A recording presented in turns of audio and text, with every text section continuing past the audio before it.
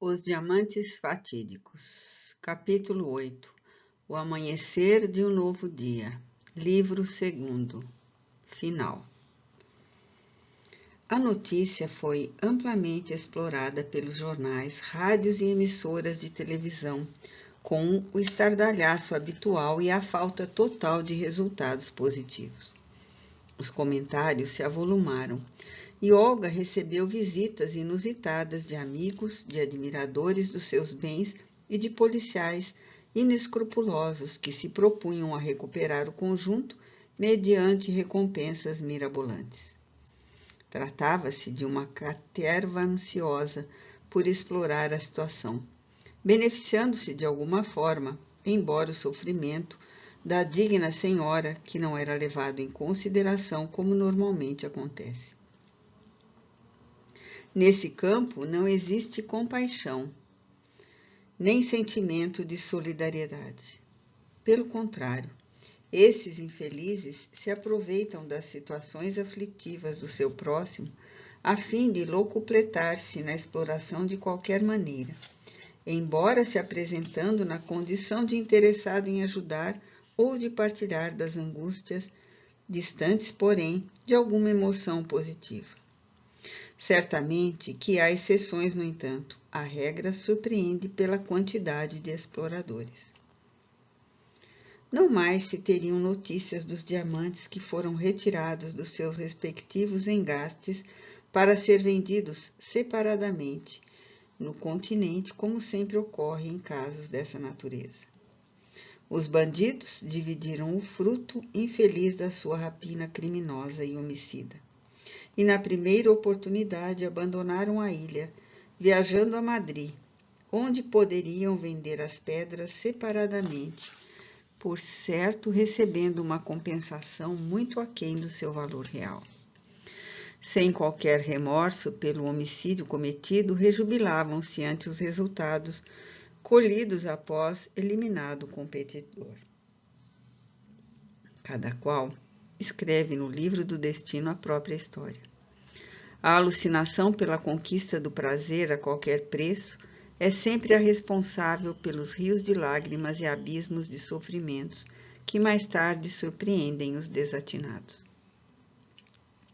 Não poucas vezes, diante de pessoas feridas na inteligência, vitimadas por degenerescências graves, sobrecarregadas de desaires e fardos insuportáveis de alienação ou de desdita incessantes, fica-se dominado por interrogações que fustigam a mente e o coração.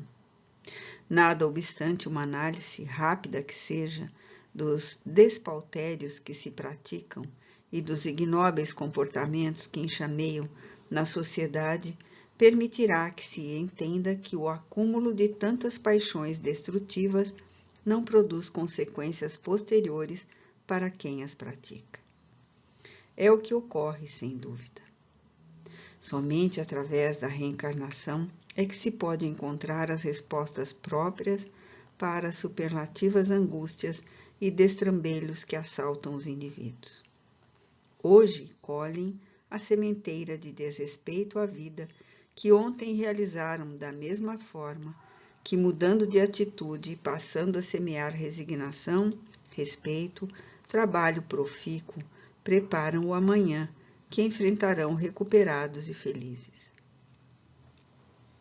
Assevera-se, porém, que todos quantos são incapazes de discernir e entender o sofrimento que experimentam, qual ocorre com os portadores de idiotia, anencefalia, autismo e outras limitações mentais, não terão como recuperar-se em razão da sua impossibilidade de reeducar-se lucidamente.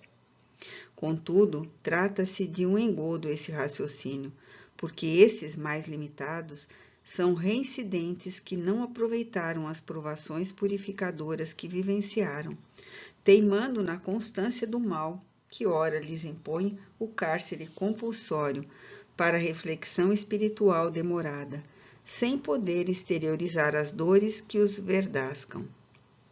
Espiam dolorosamente, sem o conforto moral da comunicação com o mundo exterior.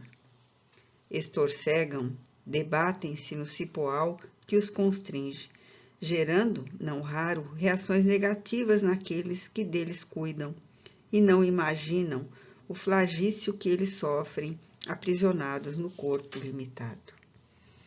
É imperiosa a lei de amor que triunfa em toda parte, comandando a vida saudável, mantendo o equilíbrio do cosmo e preservando a harmonia geral, porque procede da divindade, que é a sua fonte geradora e mantenedora. Olga viveu a angústia da perda valiosa, permanecendo por largo período traumatizada, sem conseguir entender como alguém poderia ter tido conhecimento da joia fantástica.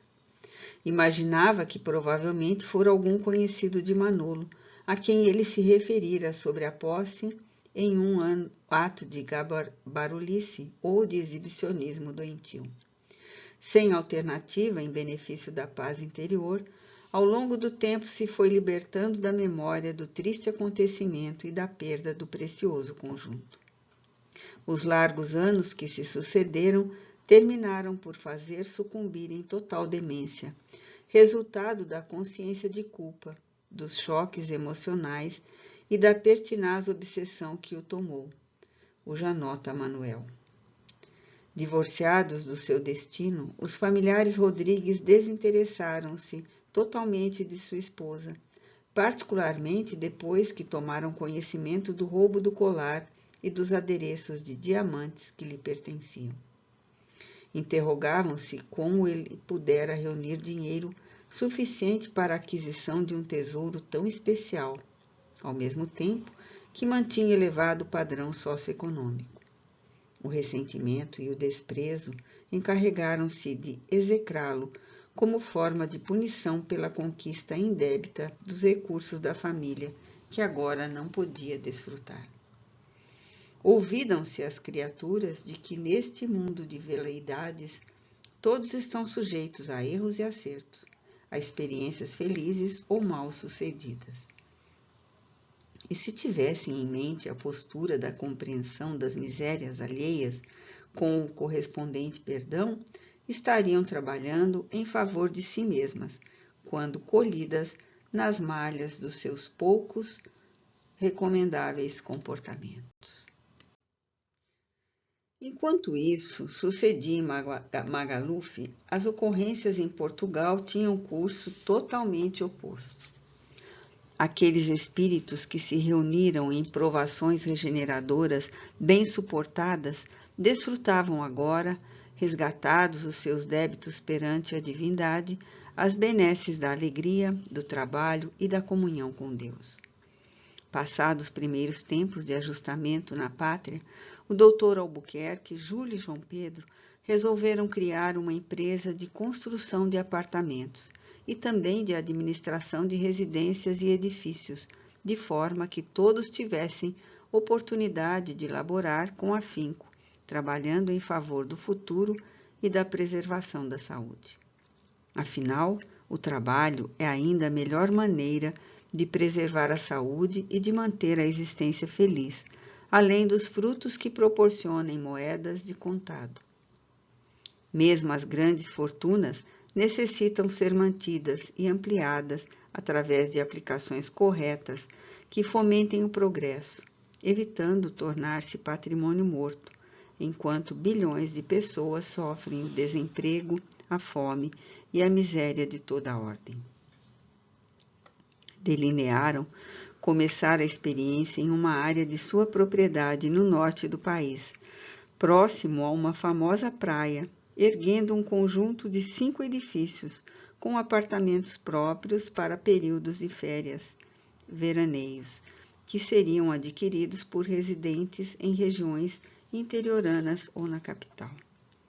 O empreendimento começou a ser trabalhado, sendo requisitados engenheiros, arquitetos, paisagistas e documentação adequada aos órgãos governamentais, encarregados das competentes licenças e preservadores do meio ambiente, passando a exigir atividade redobrada dos nossos retornados, como eram chamados todos aqueles que vieram da África após a Revolução de 25 de abril de 1974. Sob os bonançosos ventos da felicidade, os incansáveis trabalhadores adaptaram-se ao novo modus vivendi, porquanto estavam ativos nos deveres que lhe diziam respeito, dando curso ao programa adrede estabelecido. Enquanto prosperavam social e financeiramente, o labor espírita prosseguia sem qualquer solução de continuidade, embora as referências deselegantes do sacerdote por mais de uma vez no ato dominical da igreja. Como era do seu caráter, o doutor Albuquerque preferiu ir falar diretamente com o sacerdote, a deter-se nos comentários que lhe chegavam a respeito das acusações que lhe eram feitas pelo pároco. Dessa forma, em ocasião oportuna, visitou o religioso na sacristia da igreja e solicitou-lhe um diálogo, no qual foi, para sua surpresa, gentilmente atendido. Foi ele quem deu início à conversação, explicando. Chegados da África, minha família e eu deveríamos ter procurado o caro religioso, a fim de apresentar-nos e estabelecermos contato fraternal. As naturais dificuldades de adaptação inicial, referente aos primeiros meses, impediram-nos de fazê-lo em tempo próprio, o que agora realizo, solicitando desculpas e compreensão. Agradeço a gentileza do amigo, respondeu o sacerdote bem-humorado. Em nossa quase aldeia sabemos de tudo quanto ocorre e ficamos surpresos ante a sua conduta, não nos procurando como se tornou tradição em nossas terras. Compreendo, sem dúvida, o impedimento e alegro-me com esta ocasião de convivência. Por certo, o visitante ampliou explicações. Está a par também das nossas convicções religiosas, do culto semanal que realizamos em nosso lar e das atividades sociais de beneficência que temos empreendido, procurando visitar pessoas sofridas e necessitadas com o objetivo de auxiliá-las de alguma forma. Sim, aqui tudo se sabe. Pois desejo informar ao nosso pré-claro sacerdote que também exerci o ministério sacerdotal na África, tendo-me desobrigado dos votos conforme as recomendações eclesiásticas, quando me resolvi por consorciar matrimonialmente com a mulher com a qual prossigo vivendo dignamente. Preferi essa atitude decidida e frontal à manutenção de um comportamento incompatível com o meu caráter. Simultaneamente, homem curioso acerca das conquistas da ciência, interessei-me em conhecer o Espiritismo, que surgiu na França no ano de 1857, com a publicação de obra pelo senhor Allan Kardec, tornando-me, a partir de então, simpatizante da doutrina e depois, ao longo do tempo, das reflexões e estudos militante convicto. É estranho esse seu comportamento, disse-o de forma reticente. É quase impossível alguém que tem conhecimento da teologia cristã adotar comportamento ateu e demoníaco, qual é o Espiritismo.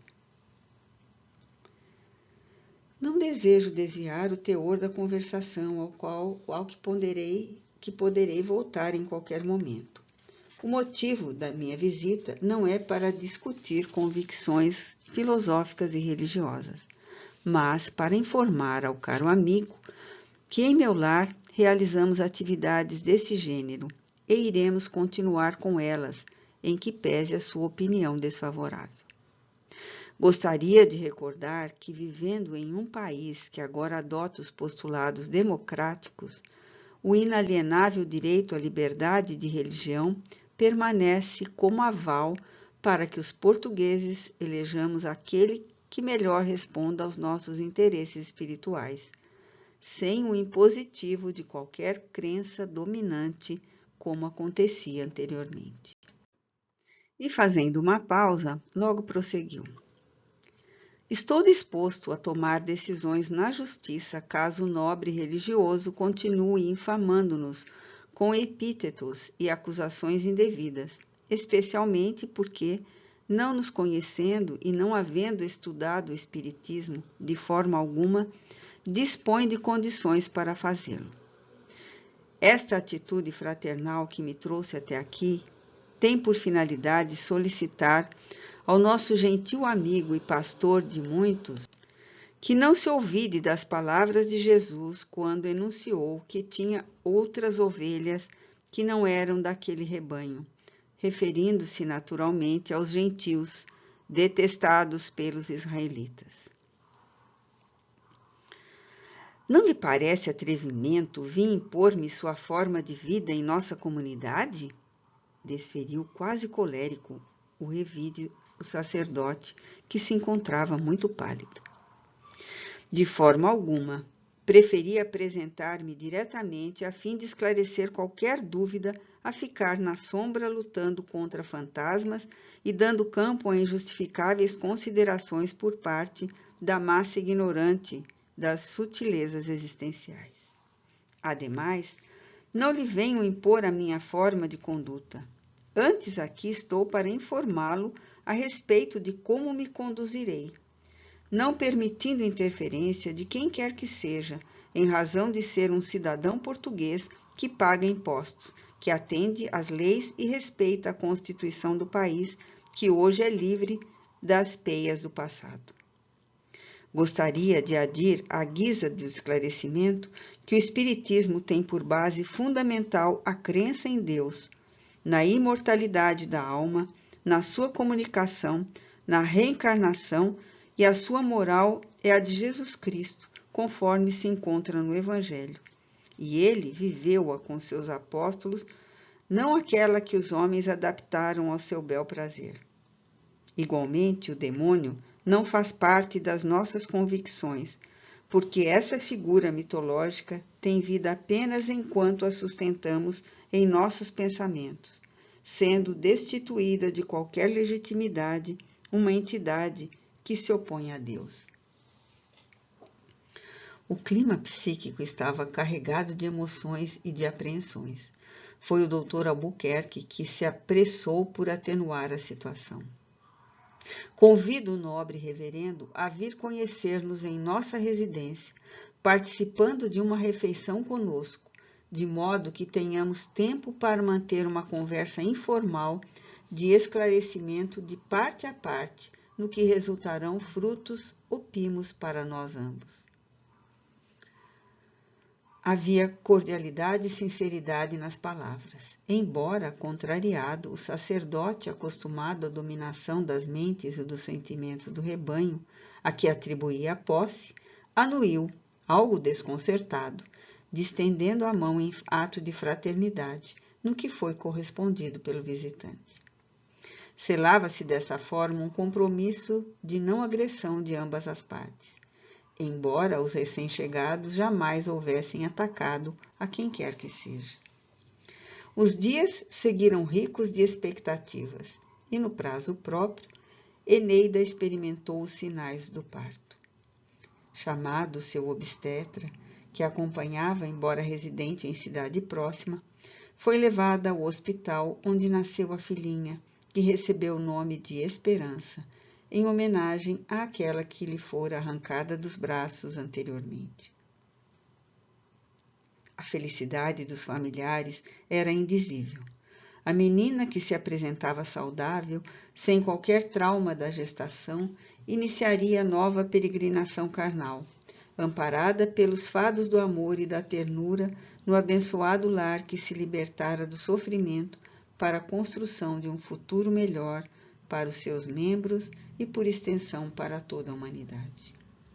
Naquele alvorecer de tépida primavera na cidadezinha de Z, no Minho, em Portugal, Esperancita voltava à reencarnação no ninho de felicidade que antes fora desfeito pelo anterior infeliz progenitor. A vida não cessa nunca, e o amor sempre triunfa. Fim.